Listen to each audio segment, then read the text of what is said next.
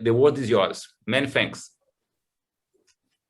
Well, thank you, Eduardo. I'm just going to share my screen. Can you see my screen now? Yes, please, okay. Go ahead. Okay, so good afternoon or good evening, depending where you are. I'd like to first thank the organizer to invite me to give this talk. And I'll talk about microscale physics during oil displacement used with complex liquids. I left here my email, so if you have any questions, also you can contact me after the talk. Okay, so when you're most of the application I'm going to talk about here is going to be related with oil recovery. So typically when you're trying to recover oil from a reservoir, you need to displace it towards the producing well. And then the amount of oil that you're able to recover, it's going to be a function of how well or how uniform you're able to macroscopically displace the oil in the reservoir, but also how well you're able to displace the oil in the areas where the water have reached in the reservoir. And typically, even in the areas where the water has reached in the reservoir, there's still a lot of oil that gets trapped by capillarity in the pore space. So just highlighting here one schematic view of what's going on in the pore scale, the water may flow through some pores and leave an oil ganglia trap. This oil ganglia is trapped by capillarity. And the way to displace this oil ganglia is that if the pressure difference that's acting in the both ends of the oil ganglia has to be larger than the capillary pressure. So if we want to reduce the residual oil saturation or the amount of oil that gets trapped by capillarity, you can do two things just looking at this equation. We can reduce the right-hand side by, for example, lowering the interfacial tension, or you can increase the left-hand side of this equation in order to mobilize. Okay, so this is what we're going to be focusing more. How can we change the pressure difference of the water phase due to some nonlinear flow behavior in order to displace this trapped oil ganglia and reduce residual oil saturation? So we can change this pressure difference in the water flow by injection of complex fluids, and there are many options that you can follow: surfactant solution, polymer solutions, emulsions, and foams.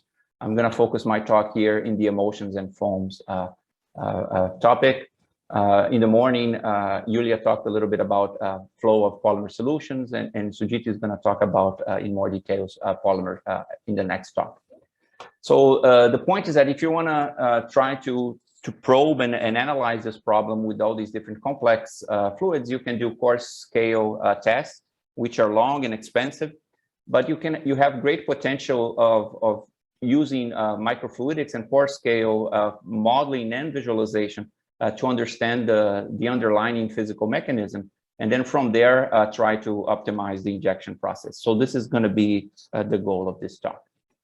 So I'm going to give two examples of work that we have been doing in our lab in the last, I would say, 3 years or so. One is associated with the flow of suspensions of microcapsules, and the other one is associated with foams. So these are complex fluids that are injected or can be injected in a reservoir to try again to change the pressure distribution in the water phase and mobilize the oil ganglia. So the first story is associated with the suspension of microcapsules. This has been work of many collaborators. Bruna just finished her PhD thesis. Mariano was a postdoc in the lab. He's now a professor at Rio Grande do Sul.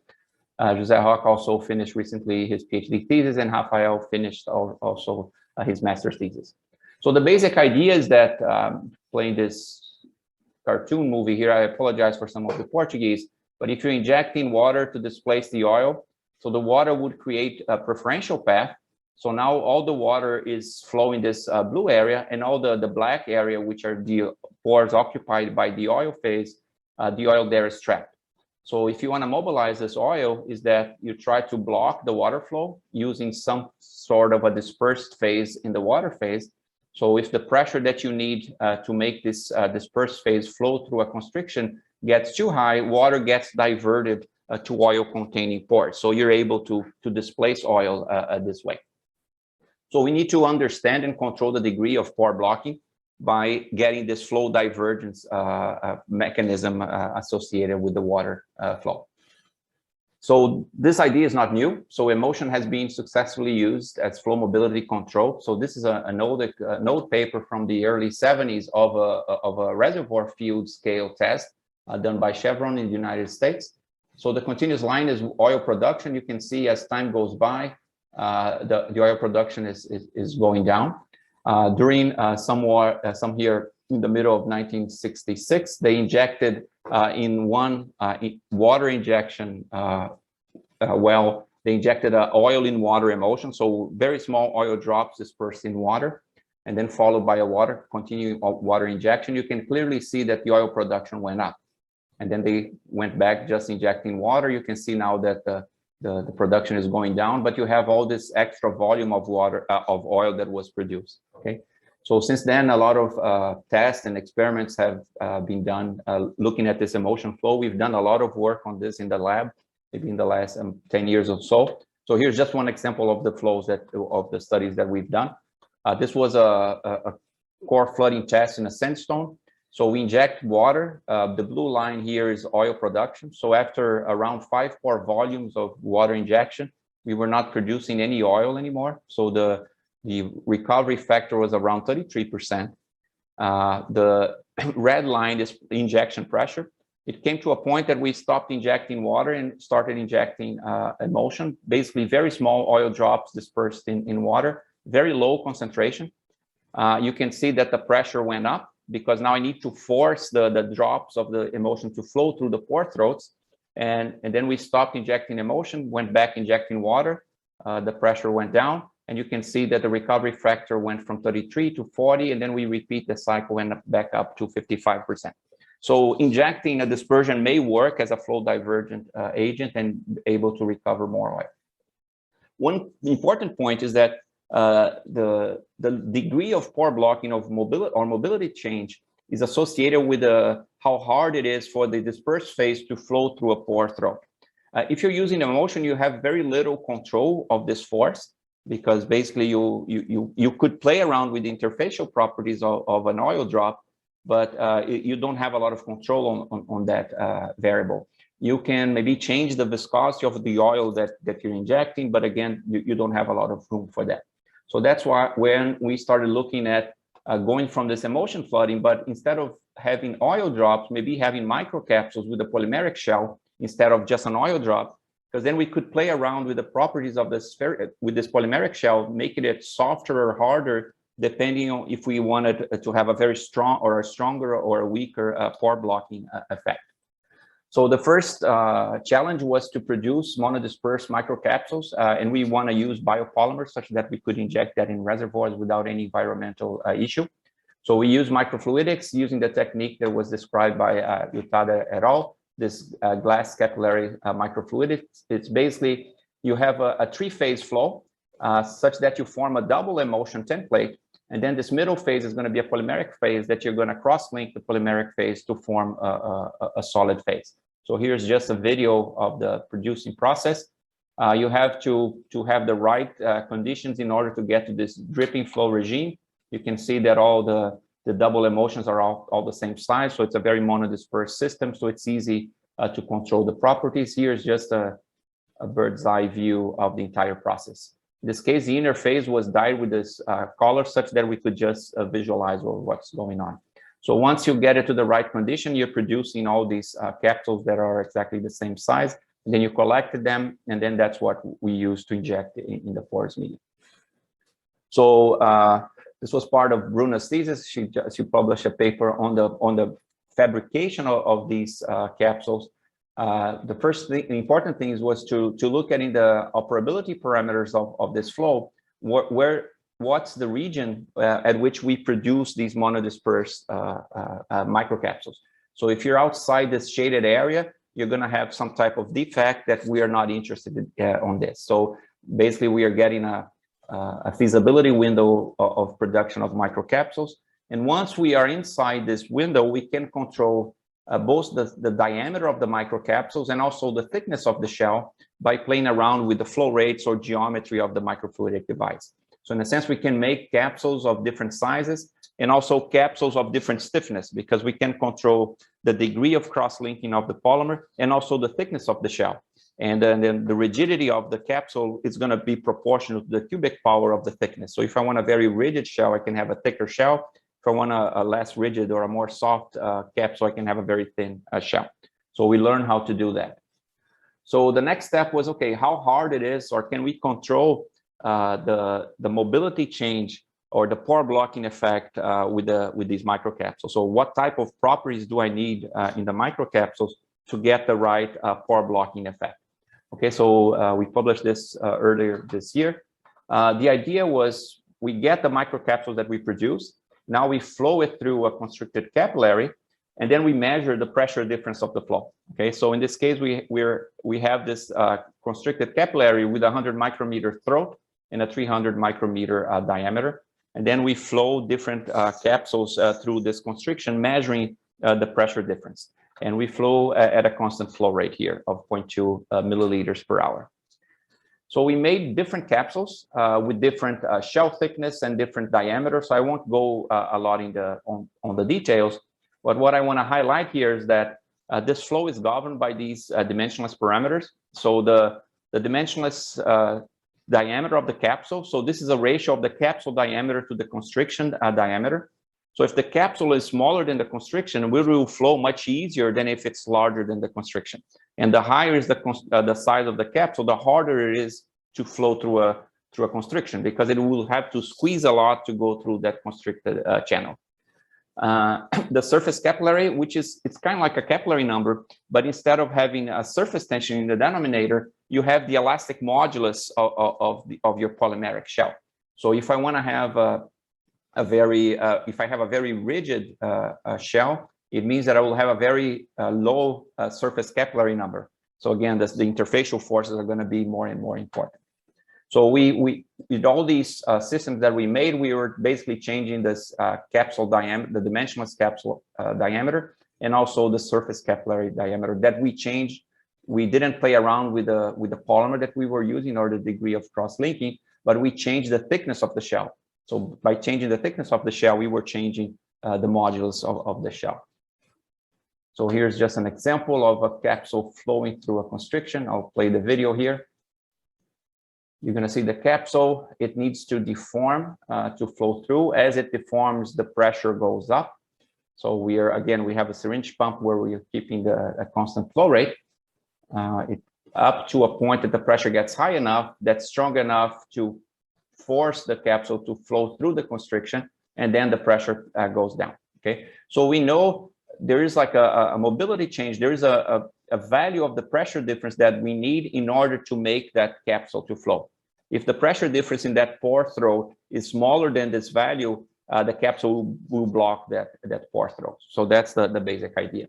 So we try a different system. So in this case, the capsule diameter was a 1.44 of the throat diameter. So we flew a larger capsule here, 1.75. So now this is a larger capsule.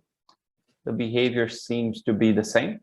The capsule gets stuck in there, but now this is a larger capsule. It needs to deform more in order to be able to flow through the constriction.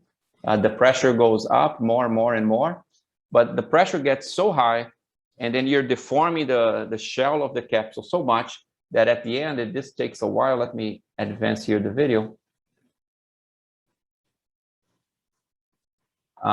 It will happen soon, but you can see here in the pictures, the force that's acting in the membrane gets so strong that the membrane ruptures, and then the internal content of the capsule escape. So this would not be a good capsule for mobility control, because you're destroying the capsule during the flow. So this is another issue that we need to pay attention to. So we need to design capsules that will block the pore. You see now in the movie, the capsule just burst. So what Bruna did was to map in this operability parameter of surface capillary number and size of the capsule, where you can have flow where the capsule does not release its inner content, so the capsule is not burst. So we need to be in this area here below this shaded area, this shaded line, in order to get the mobility control to work. Okay, so depending on, again, the surface capillary number or the size of the capsule with respect to the pore throat, we would get different levels of pore blocking. If we go above this line, this would not be a good capsule to inject in the porous media, because basically we would just burst these capsules and lose its property of pore blocking. So in order to design this, the appropriate capsules for the level of pore blocking that's needed in different situations, we could run more and more experiments, but that would be extremely costly and time consuming. So José Roca developed a model to try to study this problem. So the idea is to have a numerical simulation where we are going to study the flow of a Newtonian liquid flowing with a suspended capsule. And then we want to study how the pressure difference changes as this capsule flow through the constriction. And then with that, we could design or obtain what's the pressure drop increase as a capsule is flowing through this constriction, and how that pressure drop changes as we change the properties of the shell of the capsule. So we combine finite element methods with immersed boundary methods. So the liquid flow is described, is solved, or the Navier-Stokes equation for incompressible flow is solved using regular finite element method, but we include the deformation of the shell in an immersed boundary type solution. So we have to include an extra force here, which is the interaction between the solid phase and the liquid phase. And then the solid phase here is described by a one-dimensional mesh that is convected through the fixed Eulerian mesh that we use to solve the fluid flow. And then all the solid mechanics equation is discretized in this one-dimensional mesh of the immersed boundary methods. I won't go into the detail of the mathematical formulation here for the sake of time, but just showing some results. So here we have initially, there's no flow. The velocity is 0. Here's the pressure field. So the pressure is constant. The pressure in the liquid inside the capsule is higher because the capsule is pre-tension. So there is a tension on the membrane. So by kind of like a capillarity action, the pressure in the concave side is higher than the pressure in the convex side. That's why we have this higher pressure inside the capsule. So now we're going to start the flow. We are going to impose the flow rate. I'll stop here. You see that the capsule is flowing through the constriction, going back here. You can see now there is a pressure difference. As the capsule is going to flow through the constriction, the pressure difference is going to get higher and higher. And this middle plot is showing the pressure difference from the inlet to the outlet. You can see that as the capsule is flowing through the throat, the pressure will go up. And then as the capsule gets out of the throat, the pressure will go down, reaching again the steady state. So we are able to model what is the extra pressure that I need to make that capsule flow through the constriction. And then I can run this for different capsule properties. I can change the stiffness of the membrane or the shell, and to see how I can control this extra pressure depending on the properties of the shell. So this is what's shown in this plot. So the continuous black line would be a limiting solution for an infinite capillary number. So basically a shell that has no mechanical stiffness at all. So this would just be a single phase flow. There's no extra pressure. There's no resistance for the capsule to flow through the constriction. As we make the capsule more and more rigid, we are making the capillary number smaller and smaller. And then you can see that the pressure peak increases as the capillary number goes down. So I need a stronger pressure difference to make that capsule flow through that constriction. So we can map that, the ratio of the delta P of the continuous flow divided by the maximum delta P. This would give us an idea of how much pore blocking effect or mobility control we are getting with the capsule. And then we can get a plot of that as a function of the size of the capsule and also as a function of the surface capillary number. So we can use a plot like this to design the capsule. Depending on the level of pore blocking that I need, I can design what's the properties or what's the mechanical properties of the shell that I need in order to get the desired pore blocking. So we can use this in order to design our experiments. So the last part of this story is to try to see if these capsules actually displace oil. Okay, so we did that by looking at three-dimensional porous media using confocal microscopy to do this visualization.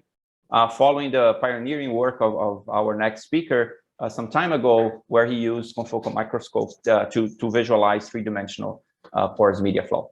So I won't go into the detail of confocal microscopy here, but the phases need to have exactly the same refractive index in order to be able to get the images. This is kind of like a tricky case that we need to play around to get the right viscosity level and refractive index level. We marked all the different phases with a different fluorescent dye. So what you're going to see here is the water phase is going to be marked in blue. The oil phase is going to be marked in yellow, and the capsules is going to be marked with this pink color. So we started in the initial state by having just a porous media almost fully saturated with oil. That's why you see all this yellowish color. There's water. Water is the wetting phase here. So there's some irreducible water saturation in the porous media, around 16%. We inject water. So water flows through the three-dimensional porous media, leaving a lot of trapped oil ganglia. So all these yellow areas are oil ganglia trapped by capillarity. And the remaining oil saturation in this case was around 33%.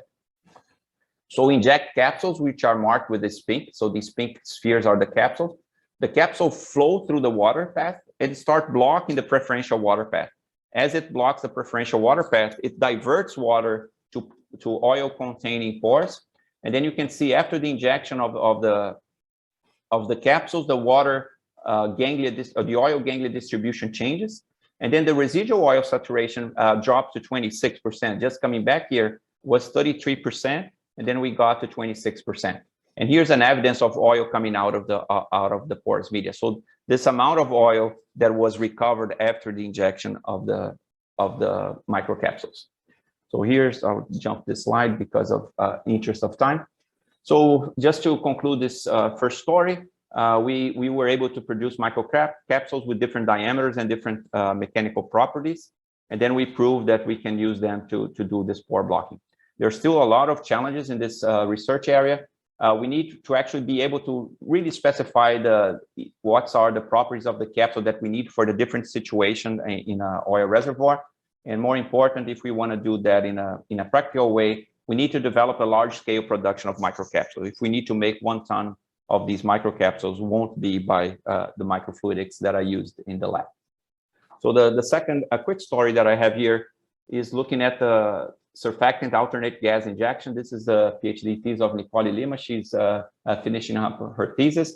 The idea is that if you inject both water or gas, you're going to get viscous fingering because of the low viscosity of both water and gas, and you can also have gravitational segregation. So if you're injecting gas can flow up towards the higher part of the reservoir, and water can flow down. But now, if you have a surfactant solution that you inject gas behind that, you will form a foam inside the reservoir, and as you form the foam, a foam has an much higher apparent viscosity. So you're going to make this phase that's flowing and displacing oil act as a very high viscosity liquid. And as it has a very high viscosity liquid, would lead to a much uniform displacement front, and also you avoid this gravitational segregation. Okay, so this is very old data that shows that the gas permeability with foam is much less than the gas permeability without foam. So you can really lower the permeability of the gas phase by having this foam. This is some visualization experiment done at Lisa Biswald's group at Rice, showing that when you form the foam, where the liquids, how you're able to displace in a more uniform way. So what Nicole is doing is trying, in this part of her thesis that I'm showing you here, is try to displace oil doing this alternate surfactant solution with gas. So we use a porous media microfluidic device that I'm showing here. We saturate this porous media with oil and then inject water with surfactant. So it's a surfactant solution. And then we inject gas behind that. So this is the end of the water injection process. I'll just show a movie here to highlight some of the important points. So water is this pink phase and oil is this brownish phase. You can see that the water displaced the oil. It left some oil ganglia that was trapped. At this point of the experiment, we are injecting water and getting water out of the microfluidic device. So the oil is trapped, is not moving anymore. So now we start injecting gas. I'll speed up this because this is a very long video. You can see that the gas is basically flowing through the water containing pores, because it's easier to flow through the water containing pores. But that, as time goes by, this is a surfactant solution. So the gas is flowing, displacing this water and starting to form a foam. You can start seeing a bunch of lamellas being formed here. And these lamellas make the flow resistance through those paths much stronger. So now you're going to start displacing the oil containing pores. So as time goes by, just accelerating the experiments here, you see that you're going to see less and less of the brownish color. And you can see now a lot of foam. You see a lot of lamellas on this as the gas got mixed with the surfactant solution. So we can get what's the remaining oil saturation after the water phase injection and after we inject the gas phase. Okay, so if there's no surfactant, so this is basically a WAG. After we inject gas, there's very little gain. So the oil, the reduction of the oil saturation was around 3%. But when we inject a gas following a surfactant solution injection, you can see that there was a reduction in the oil saturation of around 14%. So it was a very appreciable reduction. This is the concentration of the surfactant in the water solution. This is way above the CMC of this surfactant solution. But if we increase this, so the concentration even more, the surface tension doesn't change anymore. We are above the surfactant of the CMC, but you form way more lamella in this higher concentration. As we form more lamella in the higher concentration, basically the foam has a stronger flow resistance, so you're able to displace even more oil. So as we change the concentration of the surfactant solution, you go to a reduction of the oil phase of around 21%. So this is showing the advantage that we get by forming the foam inside the porous media and using that foam as a mobility reduction agent. Here's the injection pressure, and we can clearly see that as we increase the concentration of the surfactant solution, the pressure peak gets higher and higher. And that's one of the reasons why you're able to displace more oil, because the flow resistance is getting stronger. So you get higher inlet pressure, and that basically helps you displace the oil phase. Okay, so as a final remarks here, we see that we are able to form these foams or lamellae by when the gas is displacing the surfactant solution. And then that changes the pressure distribution inside the pore space. And then that pressure distribution is able to displace the oil that was trapped by capillarity.